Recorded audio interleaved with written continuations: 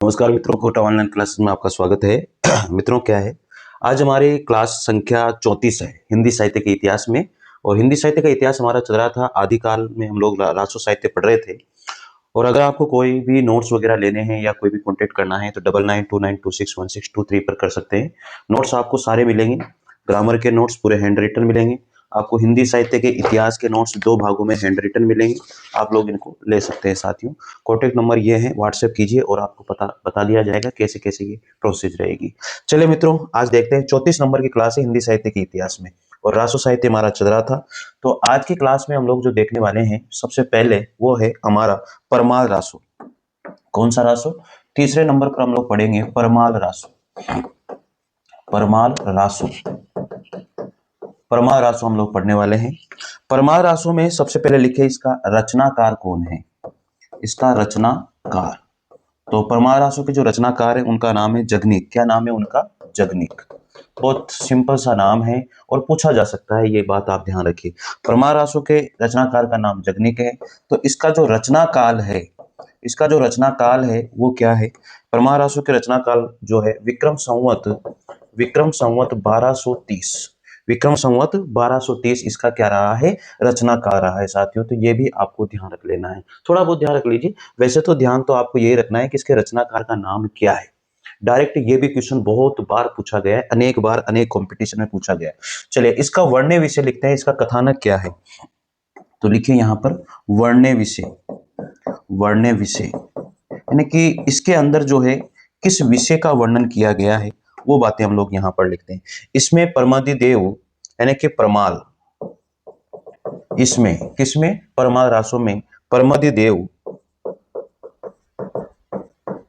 यानी कि हम कह सकते हैं परमाल, ठीक है, कि सेना में शामिल,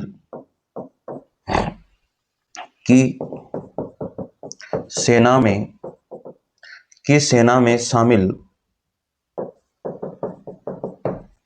महोबा के 2 वीर सरदारों, महोबा के 2 वीर यानी कि परमादिदेव भी कह सकते हैं। परमाल जो है इसके राजा हैं और उनकी सेना में 2 वीर थे। महोबा के 2 वीर थे और उनका नाम था 2 वीर सरदारों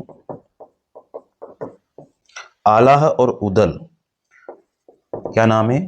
आलाह और एक का नाम था उदल। आलाह एवं उदल, ये 2 नाम हैं। आलाह और उदल की वीरता का चित्रण है,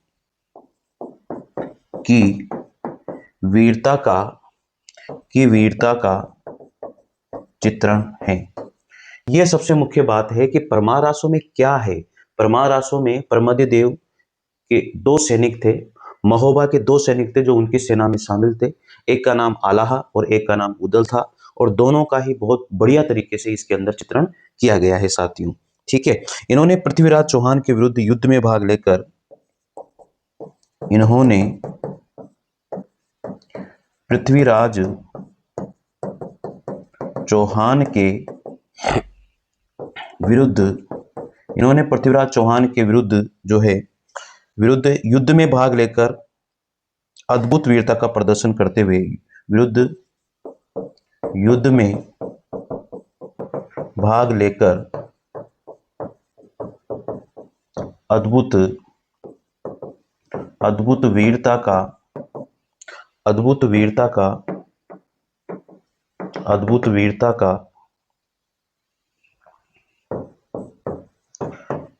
का प्रदर्शन करते हुए, अद्भुत वीरता का प्रदर्शन करते हुए, अद्भुत वीरता का प्रदर्शन करते हुए वीर गति प्राप्त की, वीर गति प्राप्त की। यह सबसे मुख्य बात थी इसके कि परमाल रासो जो है उसके अंदर किस बात का वर्णन हमने किया है। तो आला और उदल ने जो है पृथ्वीराज चौहान के विरुद्ध युद्ध किया और इनकी वीरता का, इनके युद्ध का वर्णन जो है इसके अंतर्गत रहा है। आगे यहां पर लिख लीजिए एक बात कि जो परमर्दी देव थे ये कालिंजर के शासक थे। ये बात आप लिख लीजिए। परमर्दी देव क्या थे? कालिंजर के शासक थे। ये भी आपको पता होना चाहिए कि परमर्दिदेव यानी कि जो परमार थे वो कालिंजर के क्या थे, शासक रहे हैं। और इनके सेना में दो वीर थे, आला और उदल। इसका वर्णन हमने यहाँ पर किया है। अब लिखते हैं विशेष तथ्य। ठीक है, लिखो विशेष तथ्य। इसके अंतर्गत जो भी विशेष तथ्य रहे हैं, जहां से भी प्रश्न पूछा जाता है वो बात हम यहाँ पर लिखते हैं। विशेष तथ्य में लिखो, इस रचना का सबसे पहले प्रकाशन, नंबर 1, इस रचना का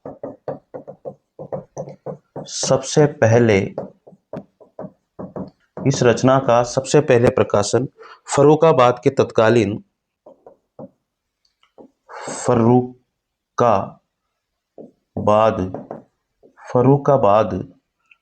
फर्रुखाबाद, इसमें र पे लगा लीजिए, इसको इधर लिख देता हूं, फर्रुखाबाद, ऐसे लिखो, फर्रुखाबाद के तत्कालीन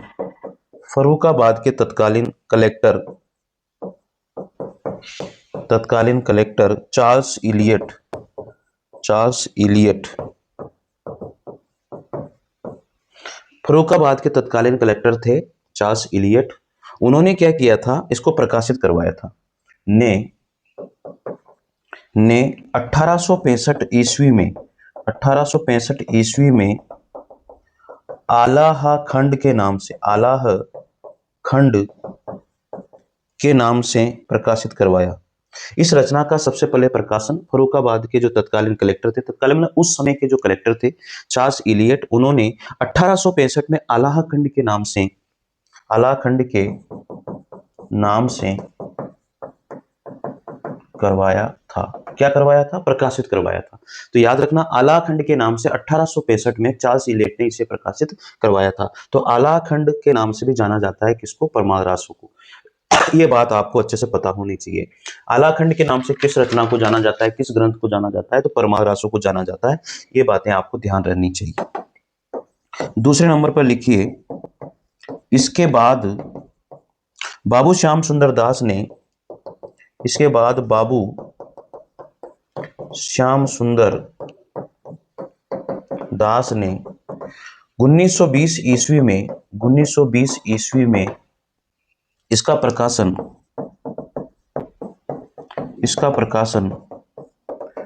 परमाल रासो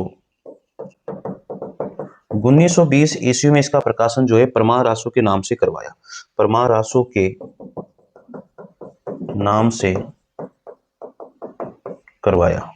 के नाम से करवाया था साथियों। तो ये भी बहुत अच्छी बात है। देखो, चार्ल्स इलियट ने तो इसे 1865 में आला खंड के नाम से प्रकाशित करवाया, लेकिन बाबू श्याम सुंदर दास ने इसको 1920 में किसके नाम से प्रकाशित करवाया? परमार रासो के नाम से प्रकाशित करवाया था। तो परमार रासो ज्यादातर इसका फेमस नाम हो गया था। और प्रकाशित कहां से करवाया था? नागरी प्रचारणी सभा काशी से प्रकाशित करवाया था। तो ये भी लिख लीजिए आप, नागरी प्रचारणी सभा काशी। नागरिक प्रचारणी सभा काशी से इनको जो है प्रकाशित करवाया था साथियों। ये बात आपको ध्यान रखनी है। ठीक है, आगे लिखते हैं तीसरा पॉइंट। वाटरफील्ड ने इसके पदों का अंग्रेजी में अनुवाद किया। वाटरफील्ड ने इसके पदों का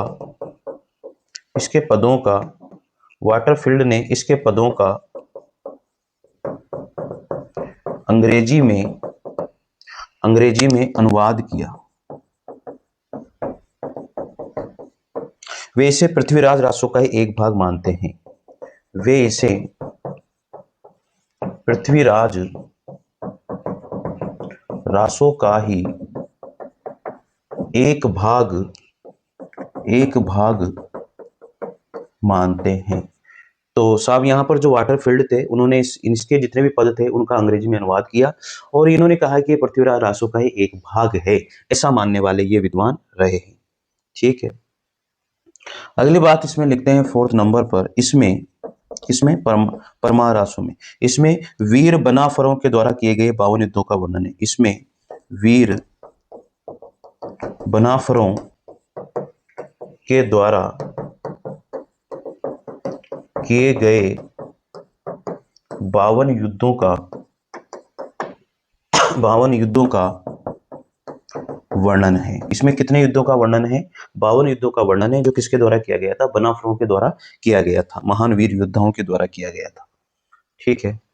इसके बाद में 5वें नंबर पर लिखिए, यह एक मुक्तक और गेय रचना है। यह एक मुक्तक और गेय रचना है। यह मुक्तक भी है और गेय रचना भी मानी जाती है परमार आसो को। इसके बाद में 6ठे नंबर पर लिखिए, इसके पद वर्षा ऋतु में, इसके पद वर्षा ऋतु में बुंदेलखंड, महोबा, बेसवाड़ा, बुंदेलखंड, महोबा, भेसवाड़ा, बुंदेलखंड, महोबा, भेसवाड़ा के आसपास गाए जाते हैं। परमार आसो के जितने भी जो है गीत है, परमार आसो के जितने भी पद हैं, वो वर्षा ऋतु, बुंदेलखंड, महोबा और भेसवाड़ा के आसपास क्या होते हैं? गाए जाते हैं साथियों। तो बुंदेलखंड, महोबा, भेसवाड़ा में बहुत ही फेमस रहा है। 7वें नंबर पर लिखिए, आचार्य हजारी प्रसाद द्विवेदी, आचार्य हजारी प्रसाद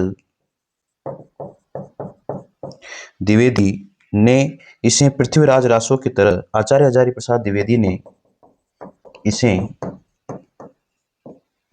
पृथ्वीराज रासो की तरह अर्ध प्रामाणिक माना है। अर्ध प्रामाणिक माना है। तो आचार्य हजारी प्रसाद द्विवेदी तो जो परमार आसो है, जो ग्रंथ है, उसे क्या मानते हैं?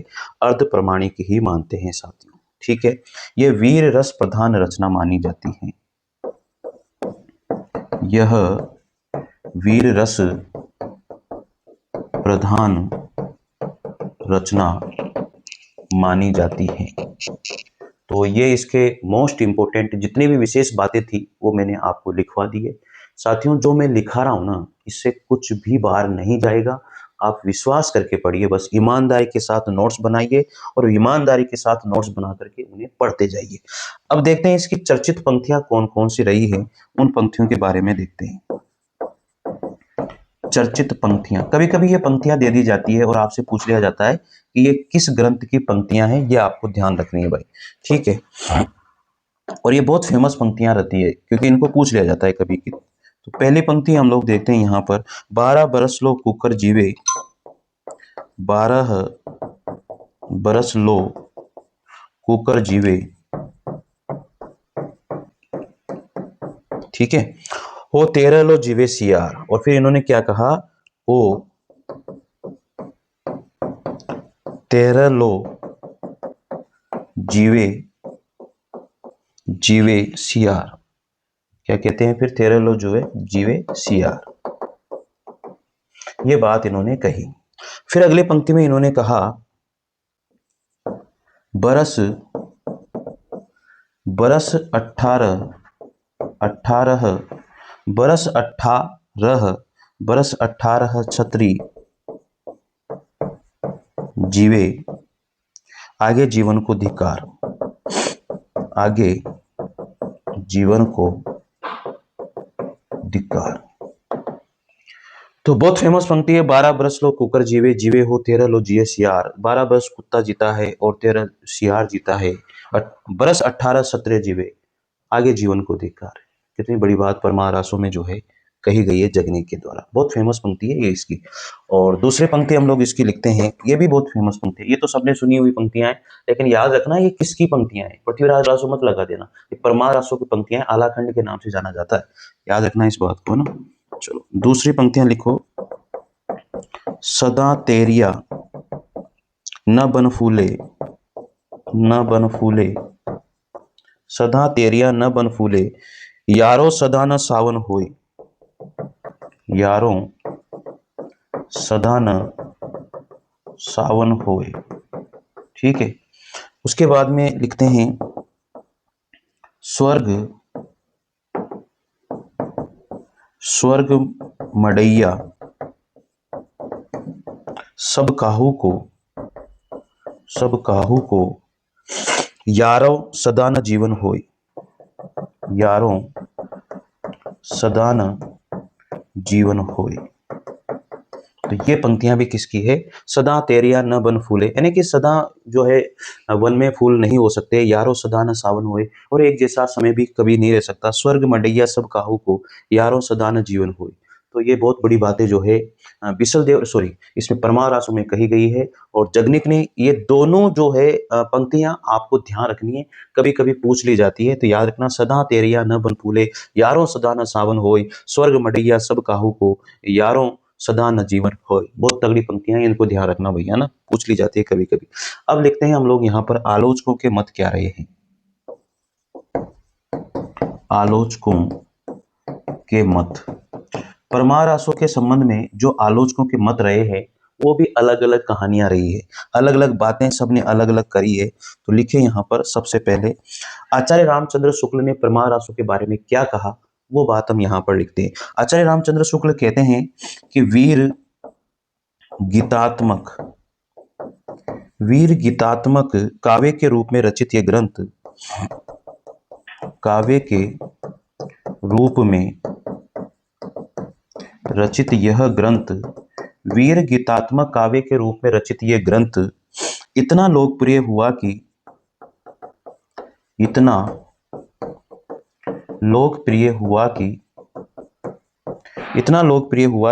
उसके वीर गीतों का प्रचार पूरे उत्तरी भारत में हो गया।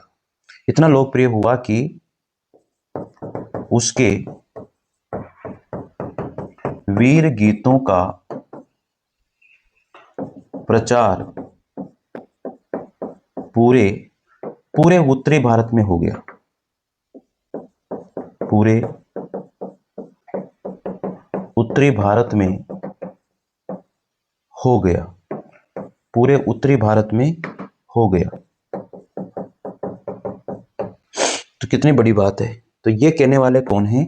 आचार्य रामचंद्र शुक्ल ने ये बात कही।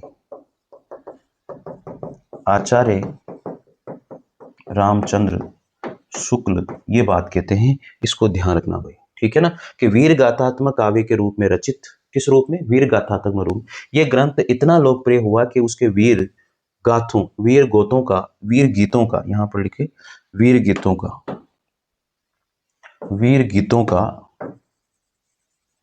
गीतों का जो प्रचार है, वीर गीतों का प्रचार पूरे उत्तरी भारत में हो गया। तो ये कहने वाले कौन है? आचार्य रामचंद्र शुक्ल का मत है। नंबर 2 पे बात करते हैं। देखो नंबर 2 पे अगला जो मत है वो किसका है? अगला जो कथन है वो है डॉक्टर बच्चन सिंह का। ये क्या कहते हैं? आलाह खंड में श्रृंगारिक वर्णन का एकांत अभाव है। आलाह खंड में श्रृंगारिक वर्णन का एकांत अभाव है। और ये किसने कहा? ये हमारे डॉक्टर साहब थे बच्चन सिंह जी, उन्होंने कहा। ये कथन किसका है? डॉक्टर बच्चन सिंह का कथन है साहब। ये भी आपको ध्यान रखना है, ये डॉक्टर बच्चन सिंह का कथन है। इसके बाद में आप लिखिए यहां पर तीसरे कथन जो है, आलाह खंड वीर रस से परिपूर्ण एवं ओजस्वी रचना है। आलाह खंड वीर रस से परिपूर्ण एवं ओजस्वी रचना है। इन्होंने कहा कि आला खंड जो है वीर रस से परिपूर्ण है और एक ओजस्वी रचना मानी गई है। और ये कहने वाले कौन थे? ये कहने वाले हमारे आचार्य राम स्वरूप चतुर्वेदी थे। तो याद रखना इस चीज को, आचार्य राम स्वरूप चतुर्वेदी ने ये बात कही है। तो ये आलोचकों के 3 मत हैं, अलग अलग मत हैं, और यहां से एक पूछ लिया जाता है। तो वीर गाथात्मक काव्य के रूप में रचित यह ग्रंथ इतना लोकप्रिय हुआ कि उसके वीर गीतों का प्रचार पूरे उत्तरी भारत में हो गया। कहने वाले हैं आचार्य रामचंद्र शुक्ल। आलाखंड में श्रृंगारिक वर्णन और एकांत अभाव माना गया है। बच्चन सिंह जी ने कहा आलाखंड वीर रस से परिपूर्ण और ओजस्वी रचना है, ऐसा कहने वाले आचार्य रामचंद्र स्वरूप चतुर्वेदी रहे हैं। बहुत जबरदस्त था। तो साथियों ये प्रमाण रासो हमारा यहाँ पर खत्म होता है। अब आगे हम लोग पढ़ने वाले हैं वो है हमीर रासो। अब आगे अगली क्लास में क्या पढ़ेंगे, हमीर रासो पढ़ेंगे, तो आप उसे जरूर देखिएगा। हमीर रासो भी बहुत इंपॉर्टेंट है, मतलब रासो साहित्य तो इंपॉर्टेंट है ही सी, रासो साहित्य में तो कोई मतलब ये है ही नहीं, रासो साहित्य बहुत इंपॉर्टेंट है बहुत। और नोट्स मंगवाने हैं तो मेरे नंबर आपको डिस्क्रिप्शन में भी है। ऐप को डाउनलोड करके साथियों वहां पर हिंदी साहित्य की टेस्ट सीरीज जरूर ज्वाइन कीजिए। 11 रुपए मात्र में टेस्ट सीरीज है, बस जरूर ज्वाइन करना, मजा आ जाएगा आपको जब टेस्ट दोगे। थैंक यू, मिलते हैं अगली क्लास में। जय हिंद, जय भारत।